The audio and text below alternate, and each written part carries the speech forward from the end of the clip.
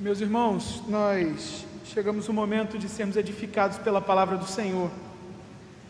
E eu gostaria de convidá-los a se colocarem de pé e lerem comigo o capítulo 3 de 1 Coríntios. 1 Coríntios, capítulo 3. Nós vamos ler os versículos de 1 até o 9. 1 Coríntios, capítulo 3, versículos de 1 a 9. Eu vou ler os versículos ímpares, os irmãos podem ler os versículos pares, e o último versículo, número 9, a gente lê todos juntos, como a gente já faz de forma costumeira nas nossas leituras. Vamos ler 1 Coríntios, capítulo 3, versículos de 1 a 9. Diz assim: Eu, porém, irmãos, não vos pude falar como a espirituais, e sim como a carnais, como a crianças em Cristo. Leite vos dei a beber, não vos dei alimento sólido, porque ainda não podias suportá-lo, nem ainda agora podeis, porque ainda sois carnais. Porquanto, havendo entre vós ciúmes e contendas, não é assim que sois carnais e andais segundo o homem? Quando, pois, alguém diz, eu sou de Paulo, e outro, eu de Apolo, não é evidente que andais segundo os homens? Quem é Apolo? E quem é Paulo? Servos por meio de quem crestes, e isto conforme o Senhor concedeu a cada um. Eu plantei, Apolo regou, mas o crescimento veio de Cristo. De modo que nem o que planta é alguma coisa, nem o que rega, mas Deus que dá o crescimento. Ora, o que planta e o que rega são um, e cada um receberá o seu galardão segundo o seu próprio trabalho. Juntos. Porque de Deus somos cooperadores, lavoura de Deus, edifício de Deus sois vós. Essa é a palavra do Senhor, você pode se assentar? Hoje nós damos sequência à série que nós temos pregado nos últimos domingos à noite. Contramão, a lógica do reino. Vocês já devem lembrar das últimas pregações. Amem os seus inimigos, os humilhados serão exaltados. Hoje nós damos sequência a essa temática. E especificamente a temática de hoje tem o título Teoria sem Prática, a agenda da imaturidade. Como que nós, enquanto cristãos, somos definidos como alguém maduro? Como que você definiria alguém maduro?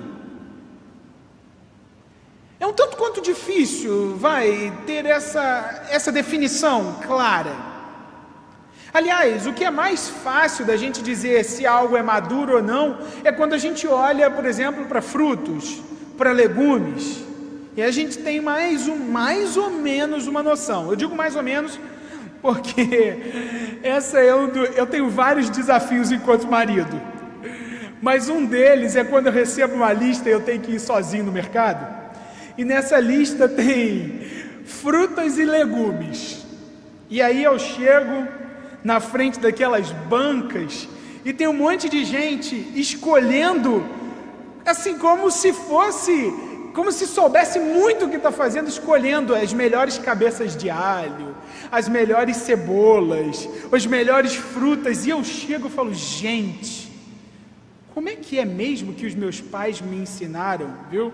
Estou dando pelo menos uma dica que os meus pais me ensinaram, quem não aprendeu fui eu. Como é que é mesmo que eu escolho um limão maduro? Como é que é mesmo que eu escolho uma cabeça de alho, uma boa para ser consumida agora? Por várias vezes eu erro, é claro. Eu não sei nem ver legume maduro, nem ver uma fruta madura direito. Quando a gente come, que a gente tem noção de que errou. E por várias vezes elas ficam lá na cozinha amadurecendo. Isso são os legumes e as frutas.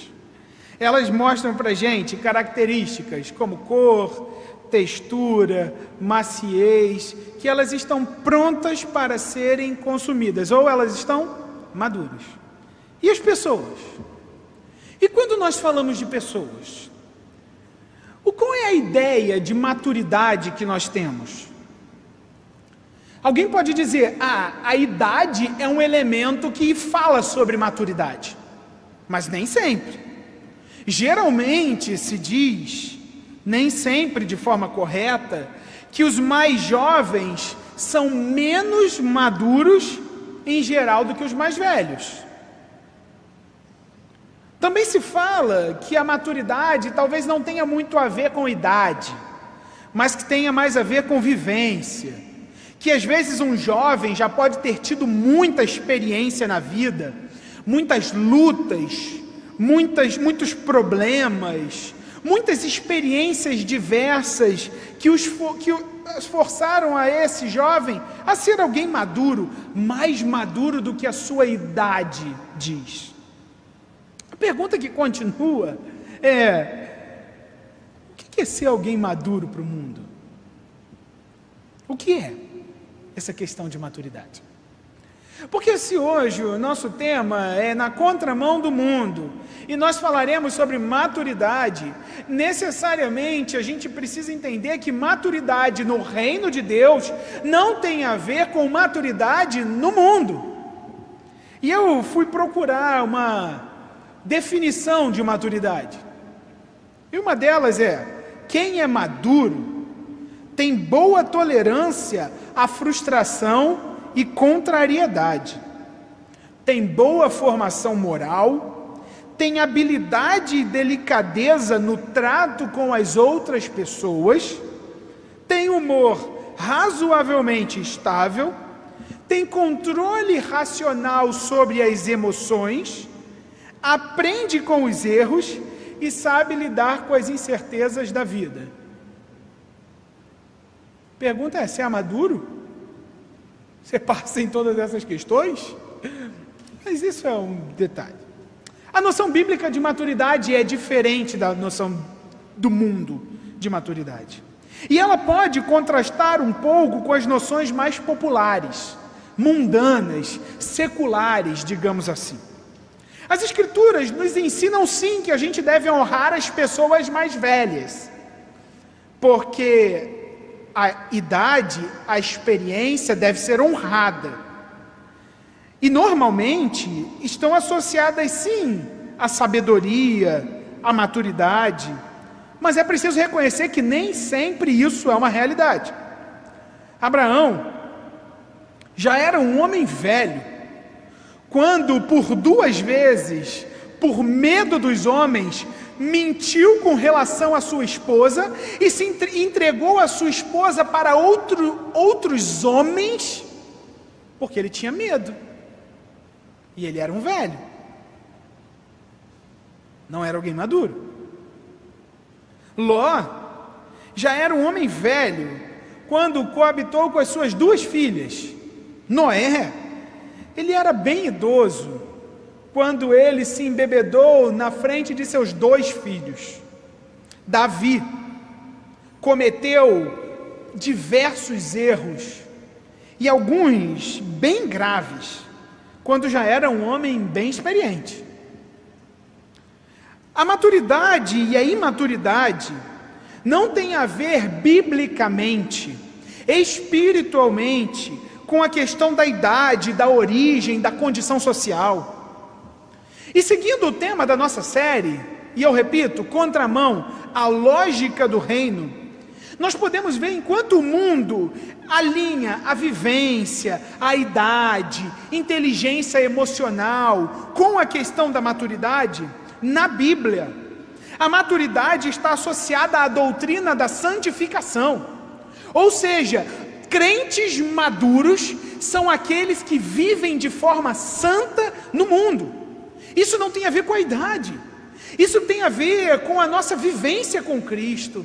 Isso tem a ver com a fidelidade com a qual nós vivemos com Ele durante a nossa vida. Isso quer dizer que nós, jovens, adolescentes, pessoas mais velhas, todos nós estamos juntos nessa caminhada de maturidade espiritual. É por isso que adolescentes, que jovens, eles não podem ser colocados como menores espiritualmente, porque sim, podem e devem caminhar em santidade, em santificação e se mostrar crentes maduros, ainda que em diferentes fases da vida.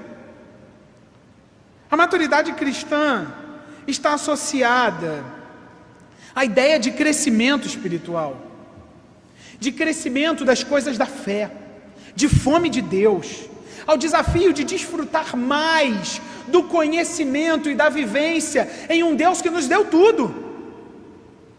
A maturidade na Bíblia também está ligada à ideia de peregrinação, de jornada, de caminhada, de algo que não termina, mas de algo que se aprimora a cada vez que nós vamos vivendo. É por isso que, dentro da perspectiva bíblica, é inaceitável que um crente não caminhe em maturidade. É por isso que o texto que a gente leu tem tudo a ver com esse tema. Porque a pergunta que fica é: como buscar essa maturidade? E o tema de hoje é teoria sem prática, a agenda da imaturidade. E esse é o outdoor que a Bíblia é o quadro que a Bíblia nos monta para mostrar o que significa ser um crente infantil, imaturo. E o texto que nós lemos, e se você fechou sua Bíblia, eu vou pedir para que você abra de novo, para que nós, à medida que eu for pregando, a gente vai lendo novamente a palavra de Deus. 1 Coríntios capítulo 3, versículos 1 a 9. Para muitos estudiosos da Bíblia, esse texto que nós lemos é uma expressão de cuidado de Paulo com gente que lhe amava. As palavras podem ser muito duras, né? Ele chama no versículo 1, olha, eu não pude falar para vocês como espirituais, porque vocês são carnais. Falar isso hoje em dia é uma afronta, quase. Se for uma pessoa mais sensível, sai da igreja. Mas Paulo está dizendo, é um trato de amor, tá? E isso, o que os estudiosos dizem é que esse trato de amor, essa carta, esse trecho, mostra que desde o primeiro capítulo dessa carta, Paulo mostra para aqueles cristãos que algumas coisas precisam ser mudadas na vida deles, que os seus comportamentos não refletiam ao Senhor que os havia chamado. E é interessante a gente observar que Paulo chama de carnal quem ele chama de irmão. O que Paulo, olha só, eu porém, irmãos, não vos pude falar como espirituais mas como a carnais, como crianças em Cristo. Paulo deixa claro desde o primeiro versículo que ele está falando com gente que é cristã. Por isso que ele fala, irmãos. Isso não é um mero discurso. Isso no primeiro século tem a ver com a identidade na fé. São uma mesma família. Mas isso revela também cuidado, revela amor. E ainda que a mensagem que Paulo traz para esse povo, para essa igreja, não é nada boa, porque Paulo diz, vocês não são espirituais, vocês são carnais, vocês são sensuais. Ele está criticando a vida daqueles crentes que não progrediam em sua caminhada cristã. Paulo está usando uma figura de linguagem para dizer, meus irmãos, eu ensinei coisas básicas a vocês do Evangelho, e vocês continuam a ser essas crianças na fé, vocês não se desenvolvem, vocês são carnais, vocês parecem que continuam iguais a quando vocês não conheciam a Cristo como Senhor. O que Paulo está mostrando para a gente é que a agenda da imaturidade passa pela questão de que a nossa vida não é alterada pelo que a gente crê. Ou seja, para sermos cristãos maduros, nós não temos a ver com a nossa idade, não tem a ver com a nossa vivência, tem a ver com o quanto Cristo Jesus, através da sua palavra, tem sido presente nas nossas ações, nos nossos comportamentos, nos nossos pensamentos. Para Paulo, o ápice da imaturidade cristã é quando aqueles crentes diziam ser crentes, diziam amar ao Senhor, mas continuavam com as mesmas questões, continuavam lutando com os mesmos pecados, sem avanço em santificação. A gente tem o primeiro aspecto do que não fazer como cristão. Paulo está dizendo a eles: não vivam como carnais, não vivam como pessoas do mundo.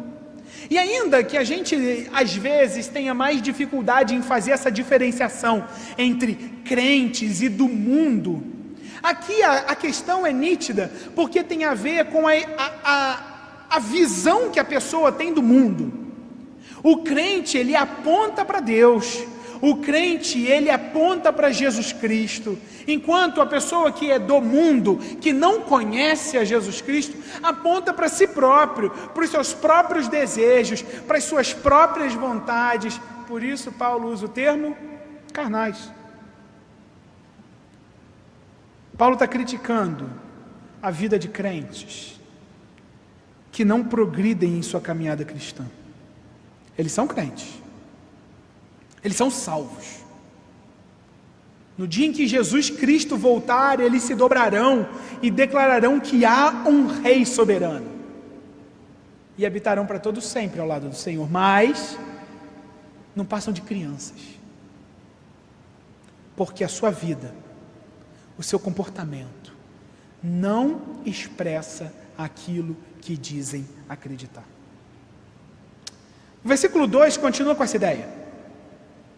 E diz o seguinte: olha, leite vos dei a beber, não vos dei alimento sólido, porque vocês ainda não podiam suportar. Mas nem agora podeis, porque ainda sois carnais. Paulo estava de fato desagradado com essa situação dos coríntios. Eles ainda não estavam prontos para continuar aprendendo e vivendo as verdades do Evangelho. Meus irmãos, se nós queremos andar na contramão do mundo, nós precisamos aprender que a nossa vida envolve um progresso na santificação. Nossa vida envolve um parecer mais com Cristo. Como nós cantamos aqui, nos tornarmos semelhantes a Ele, enquanto o adoramos na leitura da sua palavra. O que Paulo está mostrando é que o crente caminha na contramão do mundo, porque não é que o crente olha para si mesmo e fala: ah, eu estou preparado, eu já tenho tanto de idade de crente, eu já sou dessa igreja há 30 anos, presbítero há 40 anos, eu já sou diácono emérito, eu já estou preparado. Não, o crente não olha para a maturidade desse jeito. O crente olha: como eu posso parecer mais com Cristo? Como a minha fé, como as minhas crenças definem aquilo que eu faço no meu dia a dia. E esse é o primeiro aspecto desse texto. Na busca pela maturidade espiritual, os nossos atos precisam andar de acordo com a nossa fé. Teoria sem prática é algo que não funciona no reino de Deus. Isso significa que a maturidade espiritual é mais bem evidenciada em atos, em ações, do que em fatos. Você pode saber de tudo sobre teologia, você pode ser uma teologia sistemática ambulante, você pode ensinar em seminários, você pode ser presbítero oficial há N tempos, mas você pode gastar uma vida inteira ensinando outros, mas eu e você permaneceremos sendo imaturos se o nosso conhecimento não nos motiva a fazer o bem para os outros, não nos motiva a glorificar a Cristo Jesus na nossa vida. Os cristãos maduros, em primeiro lugar, são aqueles que glorificam a Deus, fazendo o bem para os outros, que externalizam o seu conhecimento em boas obras. Eu não estou aqui falando mal de conhecimento, não. Não estou aqui falando mal de você estudar teologia sistemática, por exemplo, como eu citei aqui. Não, isso é relevante. Mas isso não define se nós somos crentes maduros. A nossa vida com Cristo define. O versículo 2 mostra que Paulo fala disso. Paulo fala, vocês ainda são carnais. A vida de vocês ainda não se desenvolveu a ponto de crescerem na fé que vocês professam. Hoje em dia tem muitos estudos que falam que é até uma crise, meio em vários países, de adultos que se comportam como adolescentes. De adultos que, por se comportarem como adolescentes, não querem assumir os compromissos da vida adulta.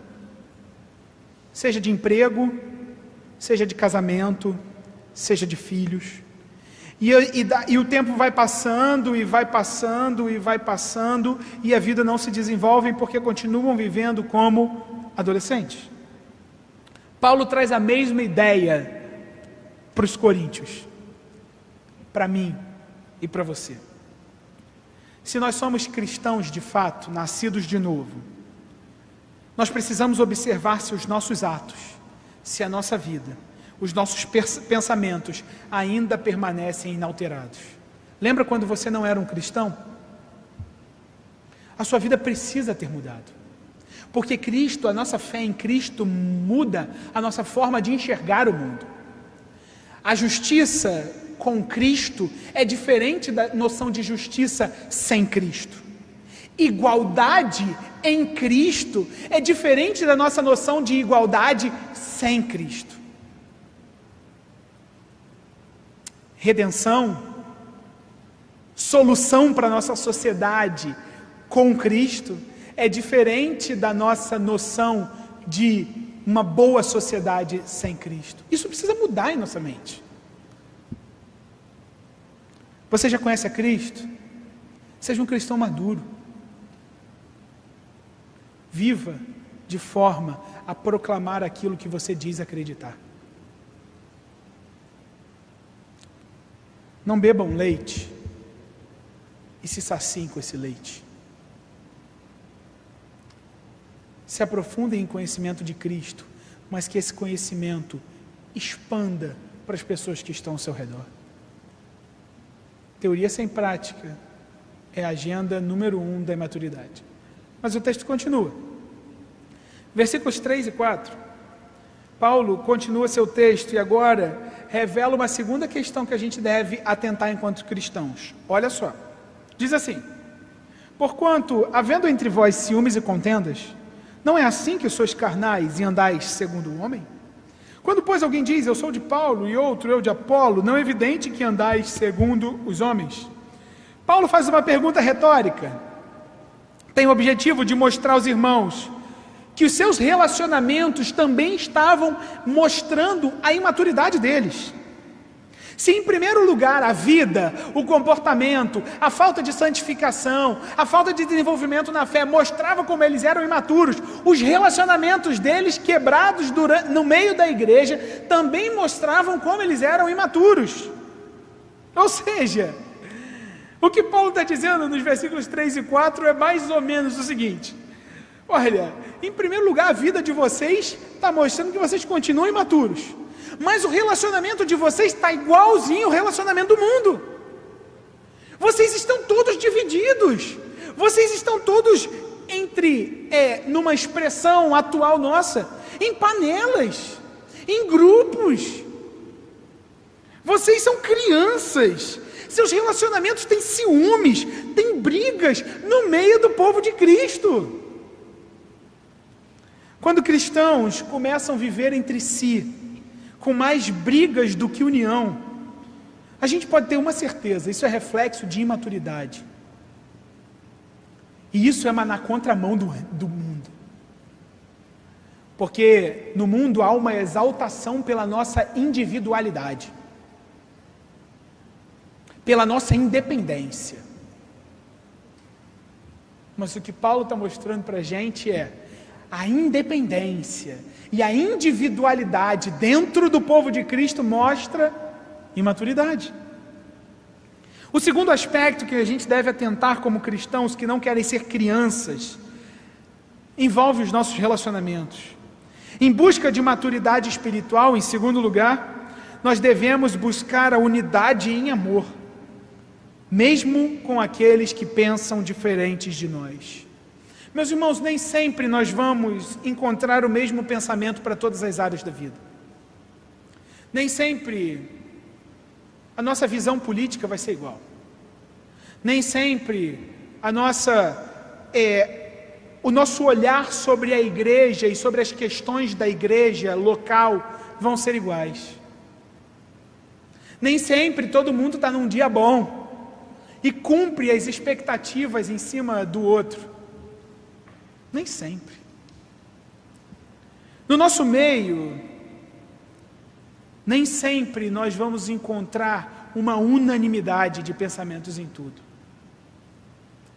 Mas por causa de Cristo que nos salvou, mas porque em Cristo nós somos uma família, nós precisamos caminhar de forma unida, não construindo os nossos pequenos reinos, não caminhando cada um numa direção com a sua sociedade interna, falando bem dentro da nossa questão, da nossa vida.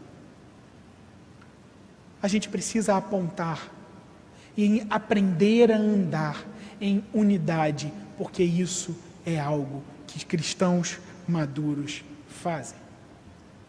Os versículos 4, esses que a gente leu, mostram que aqueles cristãos lá de Corinto, mostram que eles seguiam o mesmo pensamento dos que não eram da igreja. Ou seja, eles seguiam homens, ao invés de seguir os mandamentos de Cristo. E aí Paulo diz: olha, vocês falam, eu sou de Paulo, eu sou de Apolo, são líderes, né, que passaram por aquela comunidade. E a gente pode ter uma certeza que ao invés deles se unirem, eles dividiam o povo, a igreja. E relacionamentos divididos na igreja revelam a imaturidade. Esse é o segundo ponto que Paulo fala nesse texto.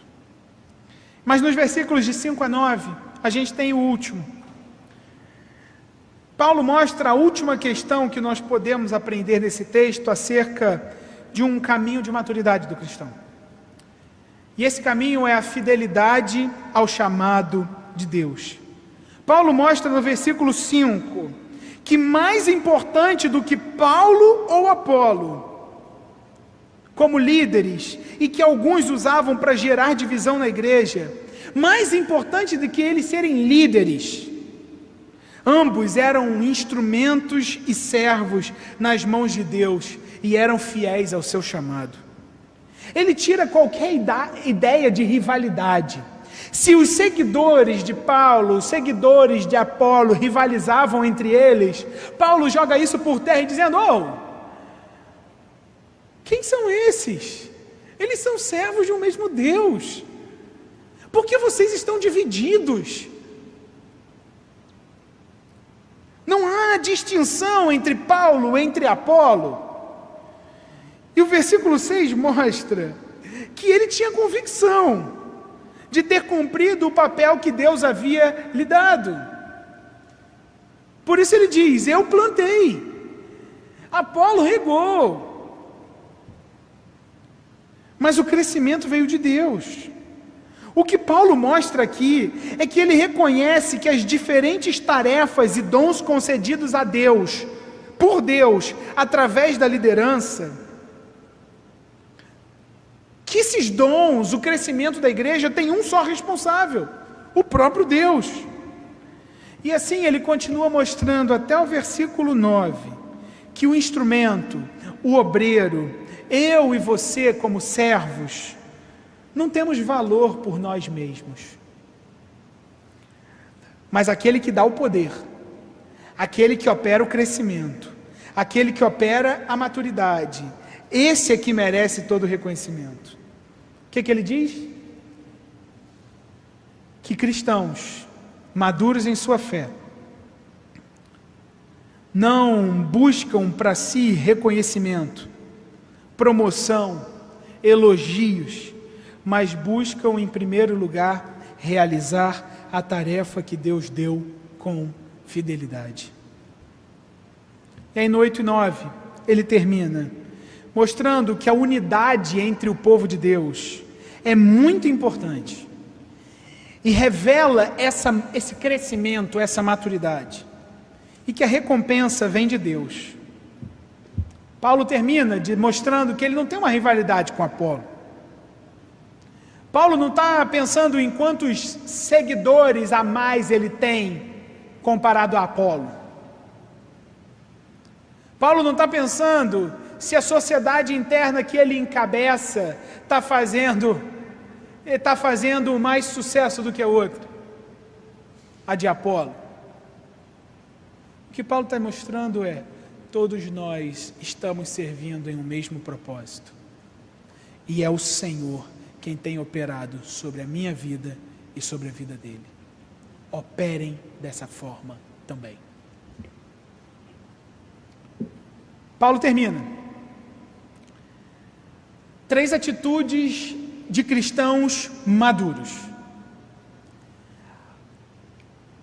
O seu comportamento reflete a sua crença. Caminham em santificação. Em segundo lugar, os seus relacionamentos são pautados em unidade e não em brigas e conflitos. E em terceiro lugar, obediência e fidelidade ao chamado que Deus deu a cada um de nós.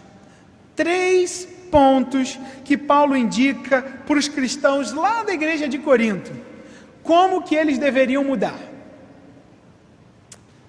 Mas a pergunta que fica no final de toda a pregação é: o que isso tem a ver com a minha vida e a sua vida? Como é que nós saímos daqui hoje, prontos para aplicar essas verdades em nossa vida?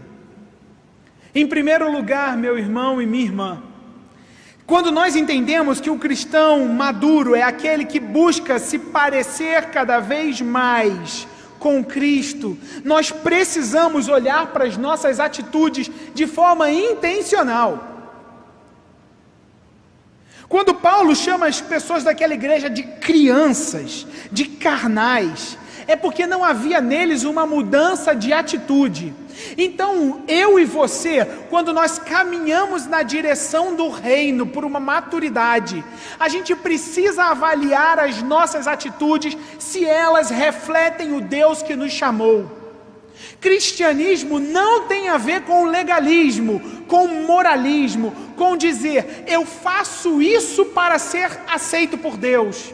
Mas cristianismo tem a ver com pessoas que foram modificadas por Cristo, em seu mais íntimo ser, e agora podem caminhar dispostas a agradar a esse Deus. Isso é o plano de fundo desse texto. A gente pode se perguntar, será que a minha vida tem refletido a imagem de Deus que me salvou? Será que você, no seu trabalho, em todas as conversas que você tem com seus colegas de trabalho, em todas as suas tarefas, em todos os contratos que você assina, se o jeito que você gere a sua empresa, será que você aponta para Cristo?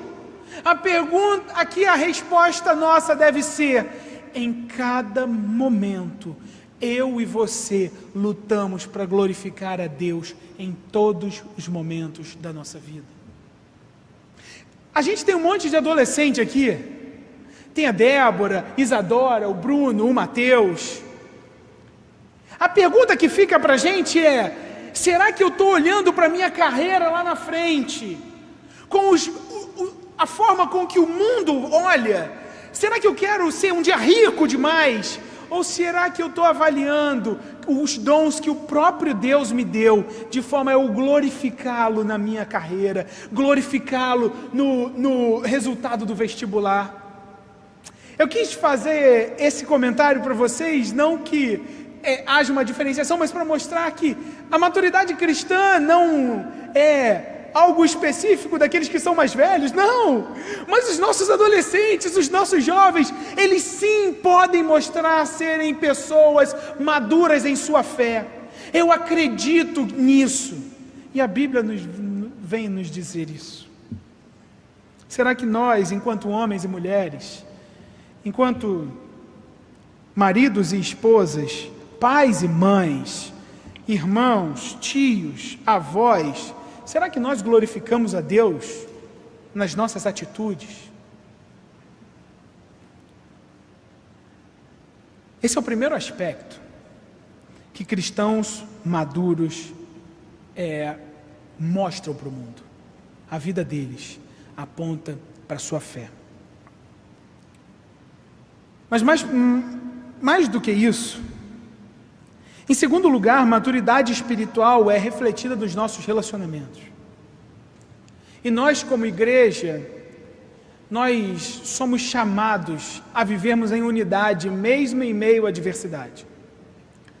Então, aqui na igreja, por mais que exista o CP, UPA, UMP, corais, UPH, encontro de casais, conselhos, junta diaconal, oásis e outros grupos, sociedades internas, nós precisamos ter a convicção de que cada um de nós caminha para um mesmo objetivo. A gente precisa ser uma igreja que aponta para a mesma direção. Que as nossas sociedades internas, elas entendam que fazem parte de um mesmo propósito: glorificar ao Senhor que dá o crescimento. O encontro de casais, a SAF, o coral, o conselho, todas as organizações da nossa igreja apontam para essa verdade. Nós não construímos os nossos reinos. Nós apontamos para aquele que dá o crescimento. Isso é a marca de uma igreja madura. E essa é a terceira marca. Isso é a terceira questão que nós podemos aplicar. Maturidade espiritual é também uma luta contra o nosso ego, contra a nossa vontade de querer aparecer e se destacar, contra a tentação de ser o mais popular, a sociedade mais operante.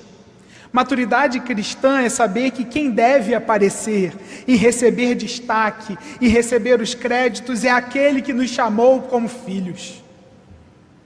É por isso que a unidade em meio à diversidade aponta para o mesmo elemento da maturidade. A visão bíblica, por fim, de santificação e de maturidade cristã repousa completamente no poder sustentador de Deus. Se a gente for parar para pensar e olhar para nós mesmos, a pergunta fica: quem consegue ser maduro? É claro que a gente não consegue. É claro que sozinho a gente não tem esse poder. É claro que sentado no banco, ouvindo, sozinhos a gente nunca vai ser maduro.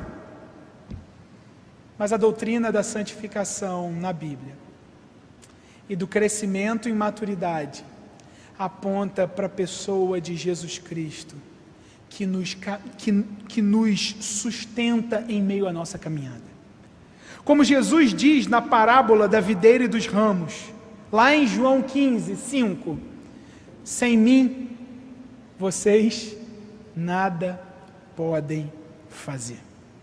Todo cristão, qualquer que seja a sua idade, dos mais velhos aos mais jovens, todos permanecem completamente dependentes do Espírito Santo, tanto para a vontade de glorificá-lo, quanto para a capacidade de obedecê-lo. Amadurecer é ser mais parecido com Jesus. O alvo do cristão é o de crescer nas coisas da fé, de apropriar-se das coisas da fé. O alvo do cristão é de provar e ver que o Senhor é bom. É de provar e ver como Ele muda e transforma as nossas vidas. E de glória em glória, na própria imagem do Senhor pelo Espírito. Que as nossas atitudes, que as nossas vidas, que as nossas sociedades internas, que a nossa igreja não defina a sua maturidade pelos seus 150 e tantos anos, mas que de dia a dia a gente mostre ao mundo que há um Senhor que reina sobre nós, que há um Senhor que reina sobre as nossas famílias, e que as crianças, os adolescentes e os adultos, todos eles fazem parte desse mesmo grupo de glória ao Senhor sustentador. Que Deus nos abençoe a caminhar na contramão do mundo, e assim sejamos cristãos maduros. Enquanto o grupo de louvor vem à frente, eu quero orar com você, porque eu não posso fazer isso sozinho. Eu não tenho condições de crescer sozinho, e talvez durante a pregação você vai vendo que você também não tem. Mas nós temos um Senhor que opera sobre nós, e é diante dEle e na dependência dEle que eu convido a você a orar comigo. Baixa a sua cabeça, vamos orar.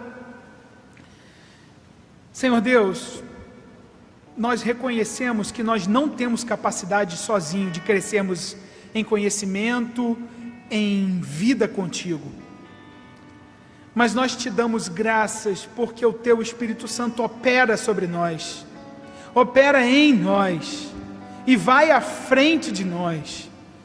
Deus, nós te pedimos que o Senhor nos faça cristãos maduros, cristãos que tem a sua vida pautada por aquilo que nós cremos, de que o Senhor nos restaurou, nos resgatou quando nós estávamos mortos. Senhor, muda os nossos relacionamentos. Se há algum relacionamento quebrado no nosso meio, Deus opera restauração. Senhor, inunda-nos com o teu perdão. Ajuda-nos a olhar para o outro não como competidores, mas como irmãos caminhando na mesma direção. Senhor, abençoe as nossas sociedades internas, abençoe os nossos corais, abençoe o nosso conselho, dá-nos, ó Deus, uma mesma direção. Ajuda-nos a morrer para nós mesmos e apontarmos diretamente para o Senhor. Senhor, por fim, não nos deixe construir os nossos próprios reinos nessa igreja. Não nos deixe, ó Deus, fazermos grupos com que as afinidades falem mais. Não. Ajuda-nos, ó Deus, a proclamar que só há um que merece o destaque no nosso meio. E esse alguém é o Senhor. Diminua-nos de forma que tu cresças no nosso meio. Muito obrigado, Deus, porque é o Senhor quem abre os nossos olhos e muda a nossa direção para que a gente ande na contramão do mundo. E que assim, com teoria e com prática, nós mostremos ao mundo que há um rei sobre nós. Muito obrigado, Deus, por essa possibilidade. É o que nós oramos e nos mostramos dependentes diante do Senhor, em nome do nosso Senhor Jesus Cristo. Amém. Que Deus te abençoe.